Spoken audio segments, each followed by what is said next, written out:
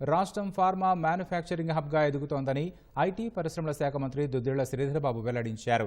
హైటెక్స్లో India lab expo 2024ను Sridhar Babu ప్రారంభించారు. Corona సమయంలో 4 వ్యాక్సిన్లు దేశంలో తయారు కాగా 3 హైదరాబాద్లోనే ఉత్పత్తి అయ్యాయని, అన్ని రకాల వ్యాక్సిన్లలో దేశంలో 3వ వంతు ఇక్కడి నుంచే సరఫరా అవుతోందని తెలిపారు. లైఫ్ సైన్సెస్, మెడ్టెక్ అంకుర సంస్థల్లో తెలంగాణ వాటా 19%గా నమోదైందని చెప్పారు. గడిచిన 4 లైఫ్ సైన్సెస్ రంగంలో 10,000 కోట్ల పెట్టుబడులు వచ్చాయని గుర్తు చేశారు. పారిశ్రామిక అనుకూల వాతావరణంతో ఫార్మా, లైఫ్ సైన్సెస్ సంస్థలు తెలంగాణను గమ్యస్థానంగా భావిస్తున్నాయని శ్రీధరబాబు వెల్లడించారు. ఈ నెల 28వ వరకు జరగనున్న ఆ సదస్సులో పలు ఫార్మా కంపెనీలకు చెందిన ఆవిష్కరణలు, ఉత్పత్తులను ప్రదర్శించనున్నారు.